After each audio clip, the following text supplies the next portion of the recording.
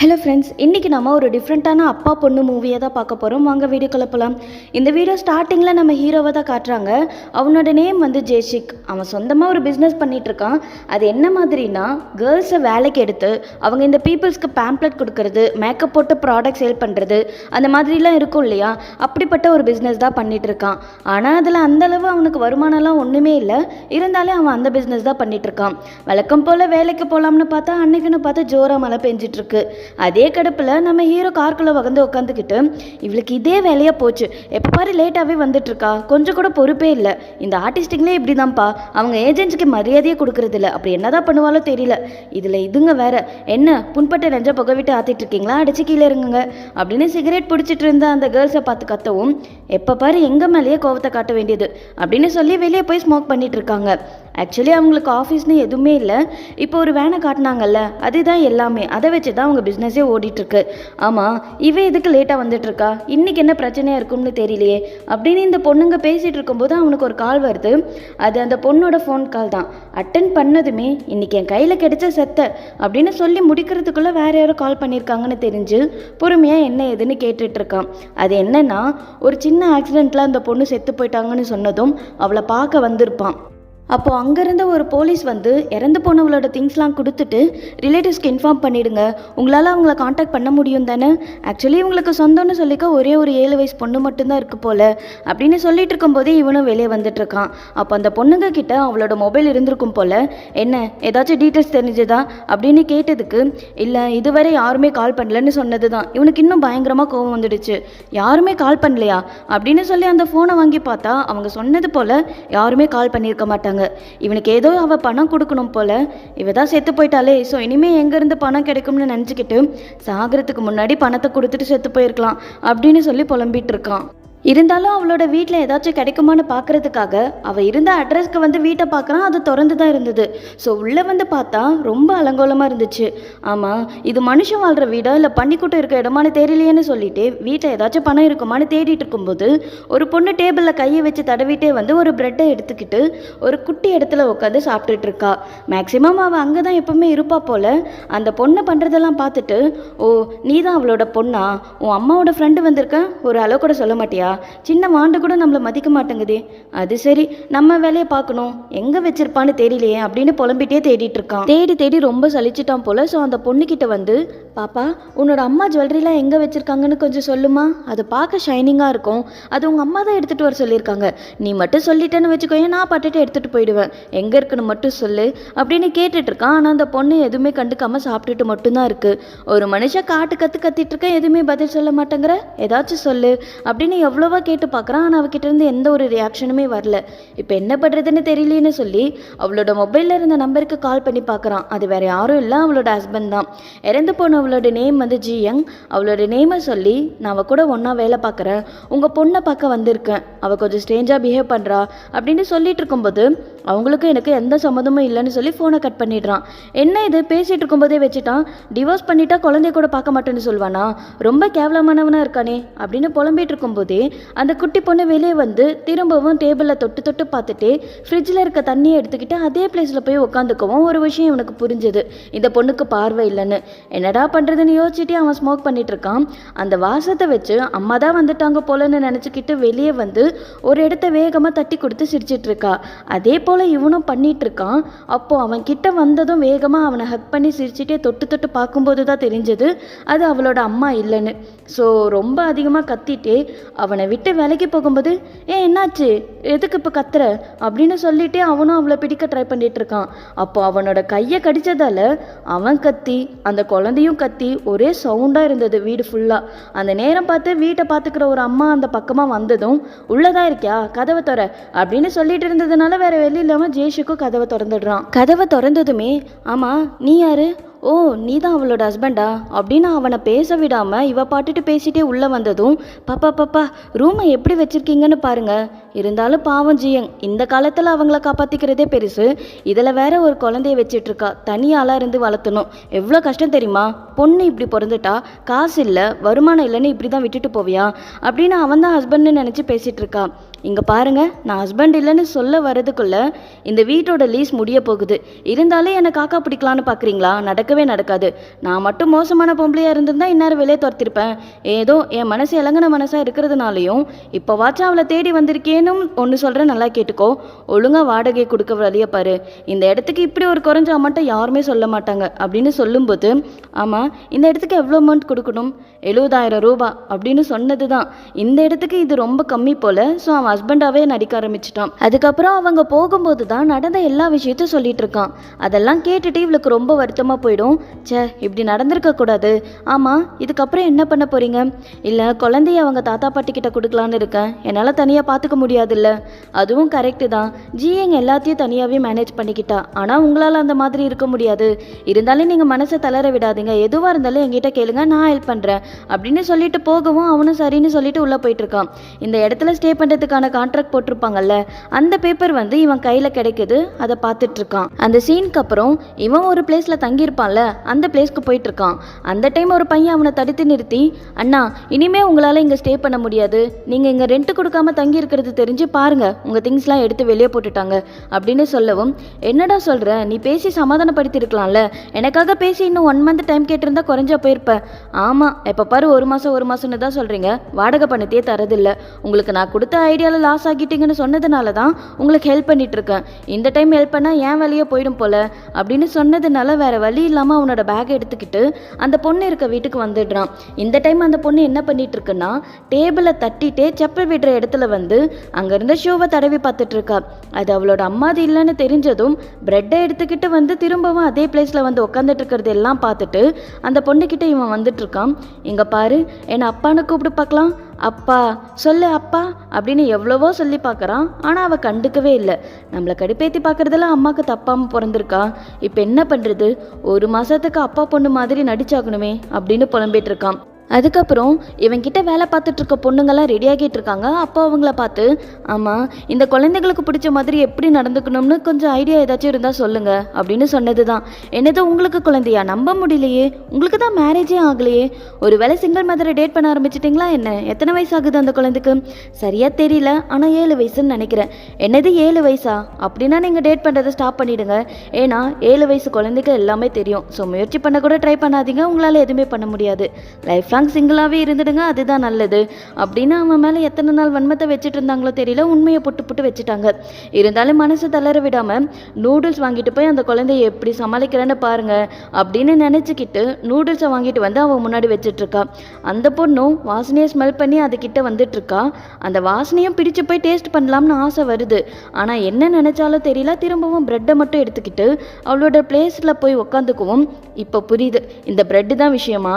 இப்போவே இந்த பிரெட்டை எல்லாம் தூக்கி போட்டுட்டு இதை சாப்பிட வைக்கிறேன் அப்படின்னு சொல்லி பிரெட் இருந்த இடத்துல நூடுல்ஸ் டப்பாவை வச்சிடுவான். இந்த குழந்தையும் பிரெட் எடுத்துக்கலான்னு வரும்போது பிரெட் இருந்த இடத்துல எல்லாமே காலியாக இருந்துச்சு. ஸோ கத்தி ஆர்ப்பாட்டம் பண்ணிட்டு இருக்கு. அவளால் எதுவுமே பேச முடியல, கத்த மட்டும்தான் செஞ்சிட்டு இருக்கா.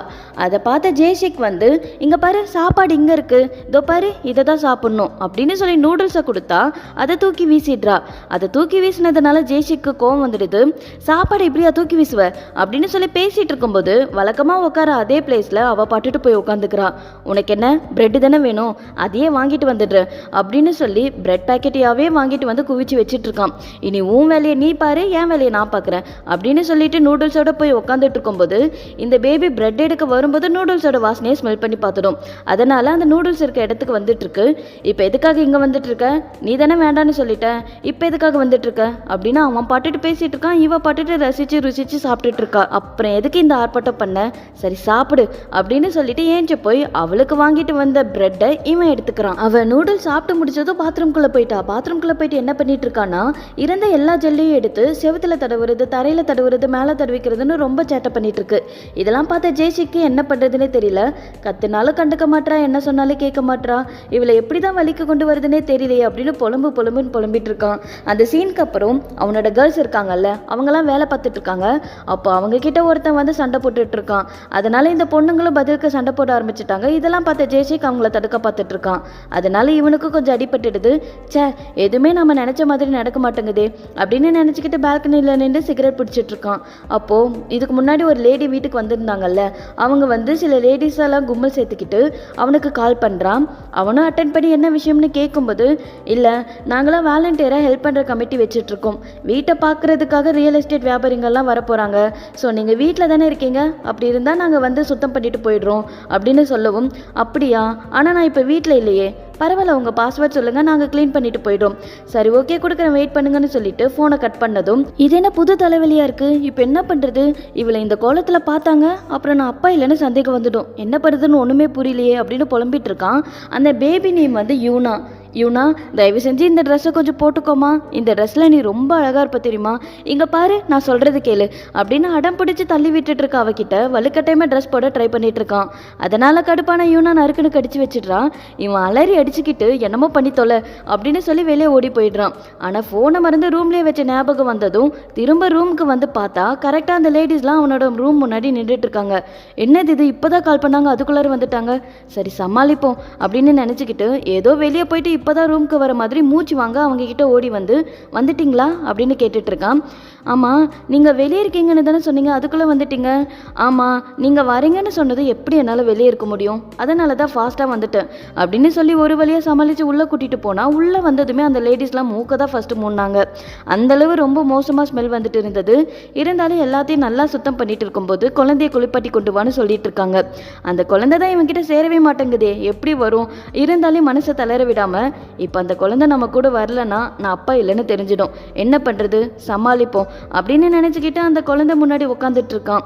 அவங்கள பார்த்துட்டு இருந்த இந்த லேடிஸ்லாம் பேசிக்கிறாங்க. அவங்க என்ன பேசிக்கிறாங்கன்னா, ஆமாம் இவரால் அந்த குழந்தைய குளிப்பாட்டிட முடியுமா என்ன, அதுவும் இல்லாமல் ஃபர்ஸ்ட் அந்த குழந்தை இவர்கிட்ட வருமா, ஏன் வராது, அப்பா தானே இவங்க, கண்டிப்பாக இவங்களுக்கெல்லாம் ஏதாச்சும் ஒரு கான்வர்சேஷன் இருக்கும், இல்லாட்டி கண்ணும் தெரியாத காதும் கேட்காத குழந்தைய இவ்வளோ தூரம் பார்த்துக்க முடியுமா என்ன அப்படின்னு அவனோட காதில் விழுற மாதிரியே பேசிட்டு இருக்காங்க. இப்போ என்னடா பண்ணுறது அப்படின்னு நினச்சிட்டு இருக்கும்போது அவங்க அம்மாவோட வாசனை இருக்க ஒரு ட்ரெஸ் அவனோட கண்ணுக்கு படுது. அந்த ட்ரெஸ்ஸை ஸ்மெல் பண்ண வச்சு ஒரு வழியாக அவன்கிட்ட வர வச்சுக்கிட்டான். அதுக்கப்புறம் பாத்ரூம்குள்ளே கூட்டிகிட்டு போயிட்டு இருக்கான். நான் தான் சொன்னேன்ல, இவர் அப்பாவே தான், டிசேபிலிட்டி இன்சூரன்ஸ் பணத்துக்காகலாம் ஒன்றும் நடிக்கலன்னு பேசிகிட்டு இருந்தாங்க. அதே சமயத்தில் பாத்ரூமில் குளிப்பாட்ட ட்ரை பண்ணிட்டு இருக்கும்போது கத்தி ஊரையே கூட்டிடுச்சு. சத்தம் கேட்டு உள்ளார வந்த அந்த அம்மா, இப்படியா பண்ணுவ, தள்ளு அந்த பக்கம் அப்படின்னு சொல்லி குழந்தைய சமாதானம் பண்ணி குளிக்க வைக்க ட்ரை பண்ணிட்டு இருந்தா. இவங்க தான் இருக்காங்களே, நாம எதுக்குன்னு நினச்சிக்கிட்டான் போல. ஸோ அங்கேருந்து போக ட்ரை பண்ணிட்டு இருக்க அவன்கிட்ட, இப்போ எங்கே போக பார்க்குற, நாங்கள் இன்னைக்கு ஒரு நாள் குளிக்க வச்சுடுவோம், இவ்வளோ நாள் உங்கள் ஒய்ஃப் இருந்தாங்க அதனால பண்ணிட்டாங்க, இனி நீ தானே எல்லாத்தையும் பண்ணணும், ஸோ நின்று எப்படி குளிக்க வைக்கிறோம்னு பாரு அப்படின்னு சொன்னதுனால அவனும் அங்கேயே இருந்துடுறான். அதுக்கப்புறம் நைட் டைமில் அந்த பொண்ணு ஒரு பக்கமும் இவன் ஒரு பக்கமும் படுத்துட்டு இருக்கான். அந்த நேரம் பார்த்து செம மழை இடி மின்னலுமா இருந்தது. அந்த டைம் யூனா திடீர்னு ஏஞ்சிக்கிட்டு தடவி தடவி அவன் படுத்துட்டு இருக்க பக்கம் வந்து படுத்துக்கிட்டு அழ ஆரம்பிச்சிடுறா. அவள் எப்பவுமே இப்படி தானே பண்ணிட்டு இருப்பா. ஸோ இதையும் சாதாரணமாகவே எடுத்துக்கிட்டான். யூனா தயவு செஞ்சு கொஞ்சம் அமைதியாக இருமா, நானே ரொம்ப கஷ்டத்தில் இருக்கேன், உன்ன மாதிரி தான் எனக்கும் அழணும்னு தோணுது, ஆனால் என்னால் முடியல, அழாம தூங்கு அப்படின்னு சொல்லி பேசிட்டு இருக்க சமயத்தில் யூனா வந்து ரொம்ப வாமிட் பண்ண ஆரம்பிச்சிடுறா. அதை பார்த்ததும் என்னாச்சு உனக்கு அப்படின்னு சொல்லிட்டே தொட்டு பார்த்தா உடம்பு நெருப்பாக கொதிச்சுது. ஸோ அவளை தோல் மேலே சுமந்துக்கிட்டு நடந்தபடியே தூங்கிட்டோம், அவளை கேர் பண்ணிக்கிட்டும் இருக்கான். இப்படியே இந்த நைட்டும் முடிஞ்சு போகுது. அந்த பொண்ணுக்கு தெரியும் போல அம்மா நம்ம கூட இல்லைன்னு. ஸோ அவங்க அம்மா யூஸ் பண்ண ட்ரெஸ்ஸை தான் எப்பவுமே வச்சிட்டு இருக்கு. அந்த ட்ரெஸ்ஸை இவன் கிட்ட இருந்து வாங்க பார்க்குறான். இங்கே பாரு, இந்த ட்ரெஸ் ரொம்ப ஸ்மெல் அடிக்க ஆரம்பிச்சிடுச்சு, ஸோ இது உனக்கு வேண்டாம் அப்படின்னு சொல்லி பிடுங்க ட்ரை பண்ணுறான். ஆனால் அவள் கொடுக்கவே கூடாதுன்னு ரொம்ப அடமெண்ட்டாக இருந்ததுனால சரி நீயே வச்சுக்கோன்னு அவனும் விட்டுடுறான். அதுக்கப்புறம் இந்த பொண்ணை கூட்டிக்கிட்டு ஒரு கிளாஸ்க்கு வந்திருக்கான். கண்ணு தெரியாதவங்களுக்கு கிளாஸ் நடத்துவாங்கல்ல, அப்படி ஒரு கிளாஸ்க்கு தான் கூட்டிகிட்டு வந்திருப்பான். அங்கே உள்ள எல்லா குழந்தைங்களும் கிளாஸை கவனிக்கிறாங்க. ஆனால் யூனா மட்டும் எங்கே இருக்கோம்னு தெரியாமல் என்ன பண்ணணும்னு தெரியாமல் அவள் பாட்டுட்டு கத்துறதும் திங்ஸ் எடுத்து யூஸ் பண்ணுறதுமா தான் இருந்தால் கிளாஸே ஒழுங்காக நடக்கலை. இது வேலைக்காகாது அப்படின்னு நினச்சிக்கிட்டு சாரி அப்படின்னு கேட்டுட்டு வெளியே வந்துடுறாங்க ரெண்டு பேரும். கிளாஸ் முடிஞ்சு அந்த டீச்சர் கூட பேசினதில் அவன் ஒன்று புரிஞ்சுக்கிட்டான். அது என்னன்னா, டிசேபிலிட்டியாக இருக்கிற குழந்தைங்களுக்கு ஒன்று காது கேட்கணும், இல்லைன்னா கண்ணு தெரியணும், அப்படி இருக்கிறவங்களுக்கு தான் இந்த கிளாஸ் செட் ஆகும் அப்படின்றத தான் புரிஞ்சுக்கிட்டான். ஸோ டீச்சர் கூட பேசிட்டு அங்கேருந்து வந்துடுறாங்க. அந்த டைம் ரோட்டில் சிக்னலுக்காக நின்றுட்டு இருக்கும்போது யூனா ரொம்ப ஹாப்பியாக இருந்தா. அவனோட கோட்டை பிடிச்சிக்கிட்டு சின்ன ஸ்மைலோட நின்றுட்டு இருக்க அவளை பார்த்ததும் இவனுக்கு என்ன தோணுச்சுன்னு தெரியல, உடனே அவளோட கையை எடுத்து அவனோட கையை பிடிக்கிற மாதிரி வச்சுக்கவும் இன்னும் ஹாப்பியாக இருந்தது. இவளால் சைன் லாங்குவேஜை பார்க்க முடியலன்னா என்ன, தொட்டு பார்த்து உணர வச்சிட வேண்டியது தான் அப்படின்னு நினச்சிக்கிட்டு சின்ன பசங்க லெட்டர்ஸ் கற்றுக்கிற பிளாக்ஸ் வாங்குவாங்கல்ல, அதை வச்சு அவளுக்கு சொல்லி கொடுத்துட்ருக்கான். அவன் ஃபஸ்ட்டு சொல்லி கொடுத்த வார்த்தை வந்து அப்பா தான். அப்பான்ற வார்த்தைக்கு உண்டான லெட்டர்ஸை உணர வைக்க ட்ரை பண்ணிட்டு இருக்கான். அதே போல் யூனாவும் தொட்டு தொட்டு பார்த்துட்ருக்கா. காது கேட்டால் தானே வாய்க்கு பேசக்கூட முடியும். ஸோ பேசிக்காக அவளால் பேசக்கூட முடியல. சொல்லப்போனால் அப்பான்ற வார்த்தைக்கு கூட அர்த்தம் தெரியாது. இருந்தாலும் அவளுக்கு இவனே ட்ரைனிங் கொடுத்துட்ருக்கான். அவளோட கையில் ஒரு வார்த்தையாக எழுதி காட்டி அதை திரும்ப எழுத வைக்க ட்ரை பண்ணிகிட்ருக்கான். ஸ்டார்டிங்கில் ரொம்ப நல்லா தான் ட்ரை பண்ணிட்டு இருந்தா, அப்புறம் கொஞ்சம் மிஸ்டேக் பண்ண ஆரம்பித்தா. அதுக்கப்புறம் ப்ரெட்டோட வாசனை வந்ததும் அதை எடுத்துகிட்டு போய் வெளியே உட்காந்து சாப்பிட ஆரம்பிச்சிட்டா. அதை பார்த்துட்டு, அது சரி, உனக்கு அப்பாவை விட ப்ரெட்டு தானே பிடிக்கும், சாப்பிடு அப்படின்னு சொல்லி அவனே பேசிகிட்டு இருக்கும்போது காலிங் பெல் சத்தம் கேட்குது. யாருன்னு பார்த்தா கோர்ட் ஆர்டர்னு சொல்லி ஒருத்தங்க வீட்டை சீஸ் பண்ண வந்துட்டாங்க. ரொம்ப நாள் ரெண்ட் கொடுக்காததுனால. ஆமாம், பொருளை மட்டும் சீஸ் பண்ணுவீங்களா இல்லை ஏற்கனவே டெபாசிட் பண்ண பணத்தையும் சீஸ் பண்ணுவீங்களா அப்படின்னு கேட்டதுக்கு, கண்டிப்பாக அதையும் தான் சார் பண்ணுவோம் அப்படின்னு சொல்லி அவனுக்கு உண்டான பொருளை கூட சேர்த்து எடுத்துக்கிட்டாங்க. ஏன்னா அவன் ஹஸ்பண்ட்னு சொல்லிட்டான்ல, அதனால. அடைச்சை, என் லைஃப்பில் எதுவுமே ஒழுங்காக ஒர்க் அவுட் ஆகவே மாட்டேங்குது அப்படின்னு ஸ்மோக் பண்ணிகிட்டே புலம்பிட்டு இருக்கான். அடுத்த நாள் வழக்கம் போல் வேலைக்காக வெயிட் பண்ணிட்டு இருக்கும்போது அவங்க கூட இருந்த பொண்ணுங்களில் ஒருத்தி வேலைக்கு வரல போல. அதனால என்னாச்சுன்னு கேட்டதுக்கு, இல்லை அவள் வேற ஒரு ஏஜென்சியில் ஒர்க் பண்ண போயிட்டா, அதனால தான் வரலன்னு சொன்னதும் இவனுக்கு என்ன சொல்கிறதுனே தெரியல. அதுக்கப்புறம் அவன் டீல் பண்ண ஒரு கிளைண்ட் இருப்பாங்கல்ல, அவங்க கால் பண்ணி எனக்கு உங்கள் ஒர்க் வேண்டாம் அப்படின்னு சொல்லிட்டதுனால இன்னும் நொந்து நூடுல்ஸ் ஆகிட்டான். இதுக்கு மேலே என்ன பண்ணுறதுன்னு சுத்தமாக புரியல. அதனால நான் மழையிலே நனைஞ்சு நடந்து வந்துட்டுருக்கான். வீட்டில் யூனா என்ன பண்ணிட்டு இருக்கான்னா, ஜேஷிக் வந்துட்டானா இல்லையான்னு தெரிஞ்சுக்க ஷூ இருக்க பக்கம் தொட்டு தொட்டு பார்த்துட்டு இருக்கா. ஆனால் அங்கே ஷூ இல்லாததுனால அங்கேயே உட்காந்து அவனுக்காக வெயிட் பண்ணிட்டு இருக்கான். ஆனால் இவன் தான் சேடாக இருக்கானே, ஸோ அவன் பாட்டுட்டு உள்ளார வந்து படுத்துக்கிட்டான். அடுத்த நாள் அவன் யாருக்கோ கால் பண்ணி, சார் ஏதாச்சும் வேலை கொடுங்க சார், ரொம்ப கஷ்டத்தில் ஓடிட்டு இருக்கேன் என்னோட பிஸ்னஸ் அப்படின்னு சொல்லும்போது, நான் என்னப்பா பண்ணுறது, உனக்கு வர பிஸ்னஸ்லாம் சோல்ஜன் வாங்கிக்கிறான் அப்படின்னு சொல்லவும் செமக்கவும் வந்து அவனை பார்க்க போயிருக்கான். நீ எப்படி என்னோட பிஸ்னஸையும் சேர்த்து எடுத்துப்ப, இது உனக்கு ஓவராக தெரியலையா அப்படின்னு கேட்கும்போது, இப்போ எதுக்கு ஓவராக பொங்குற, உங்ககிட்ட நான் எவ்வளோ டைம் சொல்லியிருக்கேன் என்கிட்ட வந்து வேலை பாருன்னு, நீ தான் கேட்க மாட்டேற, உன்னை மாதிரியே நானும் இருக்கணுமா, ஒருவேளை உனக்குன்னு யாருமே இல்லாததுனால தான் நீ இப்படி தனியாக தெனவட்டா இருக்க போல, உன்னை மாதிரி இருந்தால் பொழைக்கவே முடியாது அப்படின்னு ரொம்ப கேவலமாக பேசி அனுப்பிச்சிடுறான். திரும்பின பக்கம்லாம் இவனுக்கு அடியாகவே விழுந்துட்டுருக்கு. என்ன பண்ணுறதுன்னு தெரியாமல் ட்ரிங்க் பண்ணிட்டு இருக்கும்போது கிரெடிட் கார்டு பேலன்ஸ் பே பண்ணலன்னு வந்த மெசேஜை பார்த்துட்டு பர்ஸில் பணத்தை பார்த்தா ஒரு நாளைக்கு தாக்கு பிடிக்கிற மாதிரி கூட அந்தளவுக்கு கூட இல்லை. அதுக்கப்புறம் யூனாவோட அம்மா ஃபோனை பார்த்துட்டு இருக்கான். அதில் ஒரு விஷயம் தெரிய வருது. அது என்னன்னா, ஊரில் இருக்க அவளோட ஆன்ட்டிக்கு பணம் கொடுத்துருக்கா போல, அதுவும் $30 கொடுத்துருக்கா போல. அது தெரிஞ்சதும் சும்மா இருக்க முடியுமா என்ன? ஸோ அந்த ஆன்ட்டியை தேடி கண்ட்ரி சைடு இருக்க ஊருக்கு போயிட்டு இருக்கான். அந்த லேடி பற்றின தகவல் தெரிஞ்சால் கால் பண்ணுங்க அப்படின்னு சொல்லி பேம்ப்ளெட் ரெடி பண்ணி அங்கே உள்ள எல்லாருக்கும் கொடுத்துட்டு இருந்தான். பேம்ப்ளெட்ஸ்லாம் கொடுத்துட்டு காருக்கு வந்து பார்த்தா யூனாவை காணோம். எங்கன்னு தேடிட்டு இருக்கும்போது, இங்கே வாங்க அப்படின்னு ஒரு சத்தம் கேட்கவும் அங்கே வந்து பார்த்தா ஒரு குட்டி நாய் கூட அழகாக விளையாடிட்டு இருந்தா. அந்த குழந்தை கூட ஒரு 2 அங்கிள்ஸ் உட்காந்துட்டு இருந்தாங்க. அவங்க வந்து அவங்க வச்சுட்டு இருந்த சாப்பாடை இவனுக்கு கொடுத்துட்டு, அந்த அம்மாவை தேடி தேடி ரொம்ப களைச்சி போயிட்டீங்க, கண்டிப்பாக சாப்பிட்ருக்க மாட்டீங்க, ஸோ இதை சாப்பிடுங்க அப்படின்னு சொல்லவும், ஆமாங்க எப்படியாச்சும் நான் அவங்கள கண்டுபிடிச்சே ஆகணும், அதெல்லாம் கண்டிப்பாக கண்டுபிடிச்சிடுவீங்க, கவலைப்படாதீங்க, வேணும்னா இன்றைக்கி நைட் எங்கள் கூட ஸ்டே பண்ணிக்கோங்கன்னு சொல்லவும் அவனும் சரின்னு சொல்லிடுறான். அதுக்கப்புறம் என்னாச்சுன்னா, இவனே ரொம்ப அழுத்து டயர்டாக இருக்கான். ஆனாலும் சாப்பாடு கொடுத்ததுனாலேயோ என்னவோ அந்த அங்கிள் வந்து, என்ன இன்னும் வேடிக்கை பார்த்துட்ருக்க, வந்து வேலை பாரு அப்படின்னு சொன்னது தான். அடப்பாவீங்களா, நானே ரொம்ப டயர்டாக இருக்கேன், இதில் இது வேறையா அப்படின்னு புலம்பிட்டே வேலை பார்த்துட்ருக்கான். இப்படியே நைட்டும் ஆகிடுது. அவங்களுக்கு தங்க இடம் கொடுத்துட்டு காலையில் வந்து எங்கள் கூட பிரேக்ஃபாஸ்ட் எடுத்துக்கோங்க அப்படின்னு சொல்லவும் அவனும் ஓகேன்னு வாய் வார்த்தையாக சொல்லி அனுப்பி வச்சதும், ஆமாம் வேலை செய்ய மட்டும்தான் சொல்கிறாங்க, ஆனால் அதுக்கு பணம் கொடுக்க மாட்டேன்றானுங்க அப்படின்னு புலம்பிட்டே படுத்துட்ருக்கான். யூனா வந்து அவங்க கொடுத்த பொட்டேட்டோவை தொட்டு பார்த்துட்ருக்கான். அந்த நேரம் இவனுக்கு ஒரு கால் வருது. அவன் ஃபோனில் பேசிகிட்டு இருக்கும்போது யூனா என்ன பண்ணுறான்னா, அந்த பொட்டேட்டோ இருக்குல்ல, அதை நசுக்கி வாயில் போட்டு மெண்டு அதை எடுத்துகிட்டு வந்து இவனுக்கு ஊட்டி விட்டுட்ருக்கா. என்ன பண்ணுற, இப்படியெல்லாம் பண்ணக்கூடாது, டிஸ்கஸ்டிங்காக இருக்கும் அப்படின்னு சொல்லி ஏஞ்சிக்க பார்க்குறான். யூனாக்கு அதெல்லாம் பார்த்து ஒரு மாதிரி ஆகிடும். ஆனாலும் விடவே இல்லை. திரும்ப ஊட்டி விடும்போது இது வேலைக்காகாது அப்படின்னு சொல்லி வெளியே ஏஞ்சி போயிடுறான். அவன் போனதே தெரியாமல் இந்த மாதிரி ஒரு சவுண்டை கொடுத்து கை நீட்டி கத்திட்டு இருந்தா அதுக்கப்புறம் அவன் இல்லாதது தெரிஞ்சது ரொம்ப கஷ்டமாக போயிடும். அடுத்த நாள் அந்த இடத்தையே காலி பண்ணிட்டு வேற ஒரு இடத்துக்கு போயிட்டு இருக்காங்க. ஆனால் வழியில் எந்த ஒரு கடையுமே இல்லை. இவங்களுக்கு தண்ணி தாக வேற அதிகமாக எடுக்க ஆரம்பிச்சிடுச்சு. அதனால என்ன பண்ணுறான்னா தோட்டத்தில் இருந்த தர்பூசணி செடியை பார்த்ததும் அதுக்குள்ளே நுழைஞ்சிட்டான். நுழைஞ்சவன் ஒரு பழத்தை மட்டும் விட்டு வைக்கல, எல்லா பழத்தையும் டேஸ்ட் பண்ணி பார்த்துட்டு அதில் எந்த பழம் நல்லா இருக்கோ அந்த பழத்தை மட்டும் எடுத்துட்டு வந்து ஒரு பிளேஸில் உட்காந்து 2 பேரும் சாப்பிட்டுட்டு இருக்காங்க. அவன் பண்ணது எல்லாமே சிசிடிவியில் ரெக்கார்ட் ஆகி இருக்கும். இங்க வந்து சாப்பிட்டுட்டு இருக்காங்கல்ல, அப்ப யூனா வந்து சீடையும் சேர்த்து சாப்பிட்டுட்டு இருந்ததுனால அப்படிலாம் சாப்பிடக்கூடாது, இப்படிதான் சாப்பிடணும்னு சொல்லி அவன் ஒரு சீடை அவ கையில துப்பி காட்டவும் அதே போல இவளும் செஞ்சு காட்டிட்டு இருந்தா. அதுக்கப்புறம் இது என்ன பழம்னு சொல்லி கையில எழுதி காட்டவும் அவளும் எழுதி காட்டி விளையாடிட்டே சாப்பிட்டுட்டு இருக்காங்க. அப்போ அங்க வந்த ஒரு லேடி இதே கார் தான் அப்படின்னு சொல்லிட்டு அவங்கள பார்க்க வந்திருப்பா.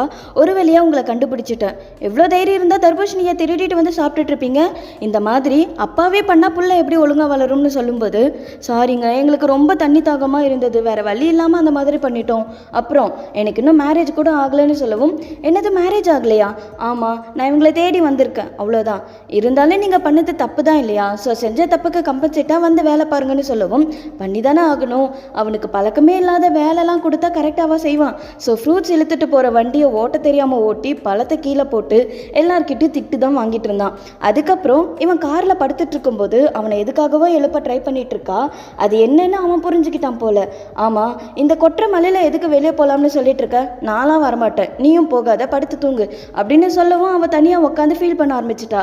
அவள் ஃபீல் பண்ணிட்டு இருக்கான்னு தெரிஞ்சதும், இப்படிலாம் சொன்னால் நீ அடந்தான் பிடிப்ப, பட்டு திருந்தனா தான் தெரியும், மலையில் நினைஞ்சு ஜுரம் வரட்டும் அப்போ தான் தெரியும்னு சொல்லி அவள் கூட சேர்ந்து இவனும் வெளியே கொடை பிடிச்சி உட்காந்துக்கிட்டான். ஆனால் என்ன பிரயோஜனம், ஒரே இடத்துல உட்கார குழந்தையவ கூட வச்சுட்டு இருக்கான் இல்லை. ஸோ அவள் எங்கெங்கெல்லாம் போகிறாளோ அந்த இடத்துக்கெல்லாம் கொடை பிடிச்சிட்டே இவனும் ஓடிட்டு இருக்கான். அவளும் ரொம்ப ஹாப்பியாக என்ஜாய் பண்ணிட்டு இருக்கா, சேத்துலலாம் விளையாடிட்டு இருக்கான்.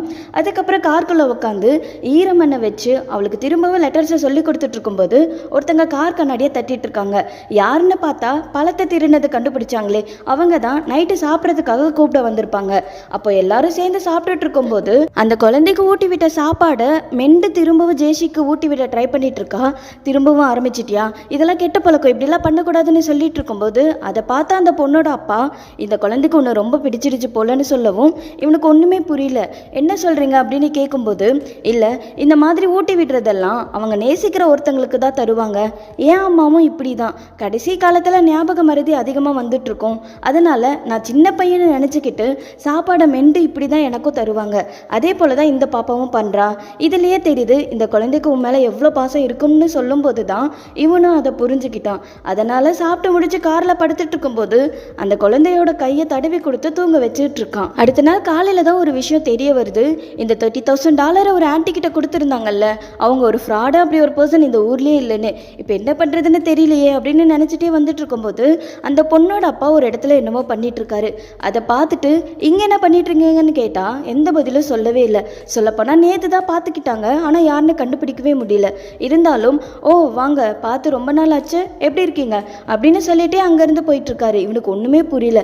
சரி என்னதான் அங்கே பண்ணிட்டு இருக்காருன்னு தெரிஞ்சுக்கலாம்னு போய் பார்க்க ட்ரை பண்ணும்போது இங்கே என்ன பண்ணுறீங்கன்னு அந்த பொண்ணு வந்து கேட்டதும், இல்லை சும்மா தான், ஆமாம் நேற்று நீங்கள் ஒன்று சொன்னீங்கல்ல இங்கே ஏதாச்சும் வேலை பாருங்கன்னு, அந்த வேலை எனக்கு கிடைக்குமா, அப்படிங்க வேலை பார்த்தா எவ்வளோ கிடைக்கும் அப்படின்னு கேட்டதுக்கு, இங்கே ஒரு நாளைக்கு $80 கிடைக்கும், ஆக்சுவலி வேலை அதிகமாக இருக்குது, ஆள் தான் கம்மியாக இருக்காங்க, ஸோ தாராளமாக நீங்கள் வேலை பார்க்கலாம்னு சொல்லவும், அப்படின்னா ஓகே, அப்புறம் நீங்கள் ஒரு ரூம் தரேன்னு சொன்னீங்கல்ல அதுலேயே நாங்களும் தங்கிக்கிறோன்னு சொன்னதுனால அவங்களுக்கு பெட் எடுத்துகிட்டு வந்து கொடுத்துட்டு இருந்தா. கூடவே அவளோட பசங்கள்லாம் வந்து ஒரு பாக்ஸ்குள்ளே இருக்க கோழி குஞ்சுகளை காட்டுறாங்க. அவனும் அதை எடுத்து அந்த குழந்தைய தொட்டு பார்க்க வச்சுட்டு இருக்கான். ஃபஸ்ட்டு கொஞ்சம் பயந்தாலும் போக போக ஆசையாக தொட்டு பார்த்து சிரிச்சிட்டு இருந்தா. அது பேர் என்னன்றதை கையில் எழுதி காட்டி தெரிய வச்சுட்டு இருந்தான். அதுக்கப்புறம் அங்கே என்னெல்லாம் வேலை செய்ய முடியுமோ அதெல்லாம் செஞ்சிட்டும் அந்த குழந்தைக்கு கையில் எழுதி கொடுத்து சொல்லிட்டும் இருந்தான். அதாவது அவள் என்னெல்லாம் தொட்டு பார்க்குறாளோ அதோட பேரை கையில் எழுதி காட்டிட்டு இருந்தான். அவன் கையில் வச்சுட்டு இருந்த அதே பொருளை செடியிலையும் தொட்டு பார்க்க வச்சுட்டு இருந்தான். இது எல்லாத்தையுமே அந்த பொண்ணு வந்து வீடியோ எடுத்திருக்கும் போல. ஸோ அது எல்லாத்தையும் ஒரு கஃபேல உட்காந்து காட்டிட்டு இருக்கா. ஆமாம், இந்த வீடியோவை பார்த்ததும் நீங்கள் ரொம்ப ஹாப்பி ஆகிட்டீங்க போல. அப்படியா தெரியுது? ஆமான்னு சொன்னதும் அவனுக்கு ஹாப்பியாக இருந்தது. நீங்கள் ரொம்ப கிரேட்டுங்க. நிலத்தையும் பார்த்துக்கிட்டு 2 பசங்களையும் பார்த்துக்கிட்டு அப்பாவையும் பார்த்துக்கிட்டு சமாளிச்சிட்டு இருக்கீங்க. ஆமாம், எதுக்காக கண்ட்ரி சைட் வந்துட்டீங்க? அப்பாக்காகவான்னு கேட்கும்போது, இல்லை அவர் தான் எனக்காக வந்துட்டார், என்னை விட நீங்கள் தாங்க கிரேட்டு, எனக்காச்சும் நார்மல் பசங்க இருக்காங்கன்னு சொல்கிறா.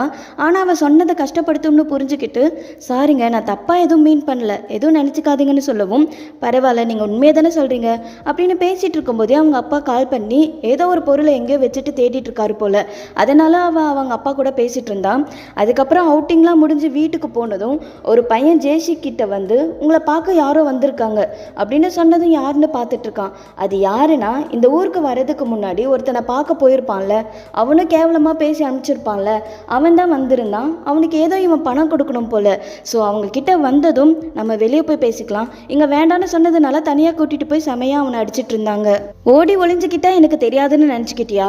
யூடியூப்பில் வீடியோ போட்டு பணம் சம்பாதிக்க ஆரம்பிச்சிட்டேன்னு நினைக்கிறேன். ஆனால் எனக்கு கொடுக்க மனசு வரலையோ? என்கிட்ட இருந்து உன்னால் தப்பிக்கவே முடியாது.